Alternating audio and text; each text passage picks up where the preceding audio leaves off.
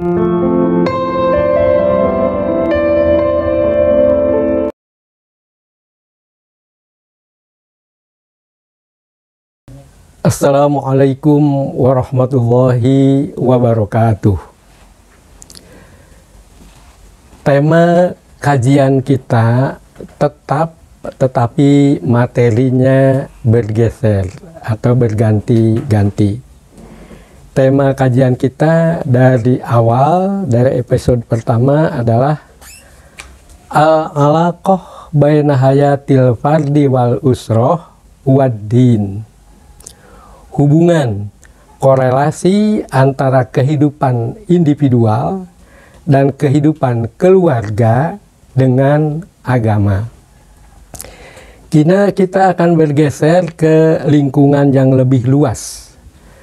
Bukan hanya lingkungan individu dan keluarga, tetapi hubungan yang lebih luas dengan judul Al-Alaqah baina hayatid daulah wad-din.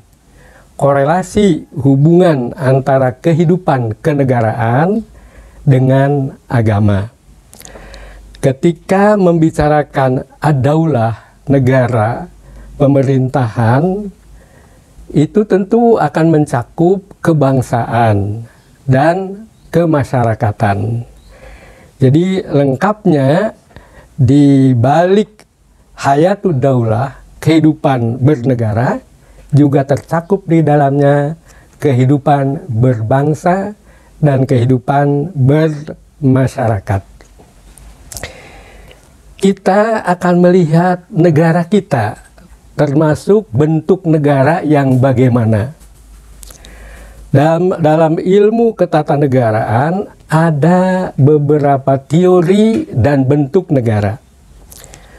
Ada yang disebut dengan negara teokrasi, yaitu negara yang menentukan agama tertentu sebagai agama negara. Ada negara yang menentukan Islam sebagai agama negara. Ada yang menentukan agama Katolik sebagai agama negara. Dan ada negara yang berdasarkan agama tertentu yang dicantumkan di dalam konstitusi negaranya masing-masing. Indonesia masuk yang mana? Mari kita telusuri dulu. Selain ada negara yang disebut negara teokrasi, ada negara sekular. Negara sekuler, yaitu negara yang secara hukum dan kehidupan ketatanegaraan memisahkan antara kehidupan negara dengan agama. Memisahkan. Meskipun negara itu misalnya penduduknya beragama tertentu yang mayoritas, tetapi agama itu tidak disebut-sebut di dalam undang-undang dasarnya.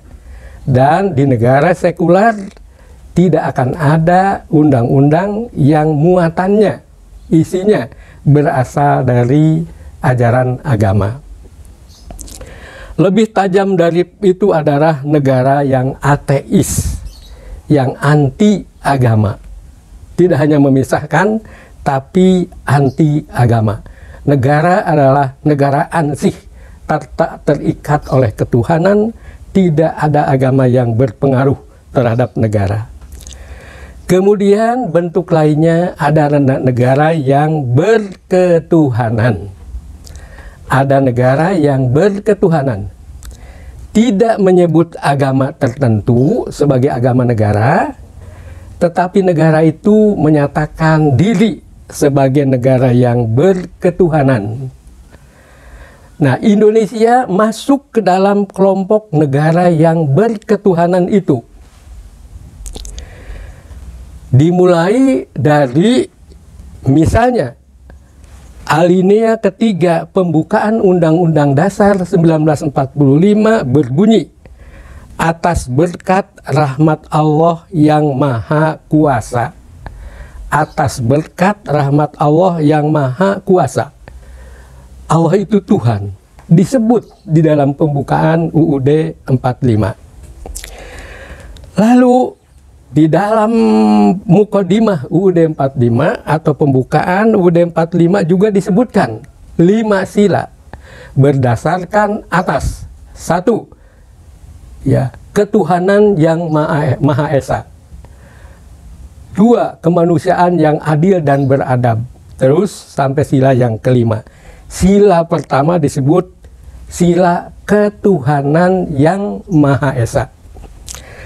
Karena 5 sila ini sangat jelas disebut di dalam Undang-Undang Dasar Negara Republik Indonesia, maka Indonesia dapat dinyatakan sebagai negara yang berketuhanan atau sebagai negara Pancasila yang berdasar atas 5 sila. Sila pertamanya ketuhanan yang Maha Esa. Dan ini sudah biasa disebut negara Indonesia adalah negara Pancasila. Ya. Lalu bagaimana di negara Pancasila? Apakah negara terpisah dari agama? Jawabannya tegas, tidak.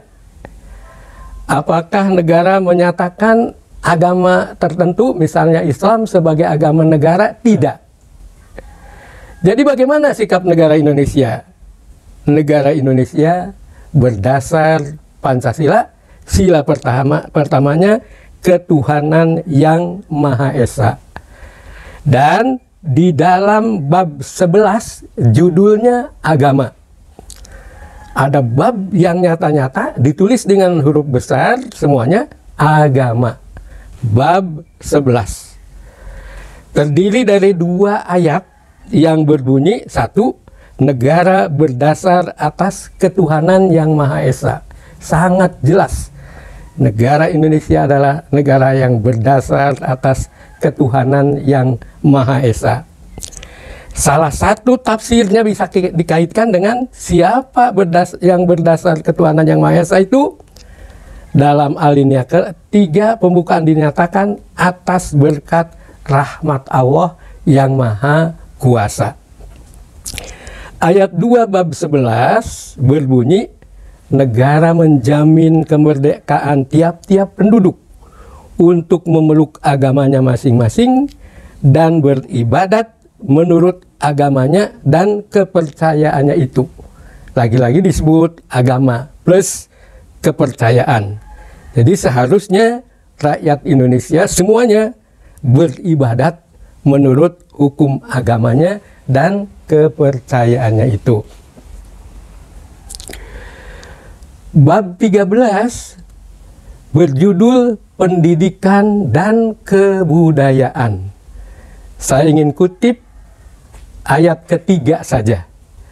Pemerintah mengusahakan dan menyelenggarakan satu sistem pendidikan nasional yang meningkatkan keimanan dan ketakwaan serta akhlak mulia.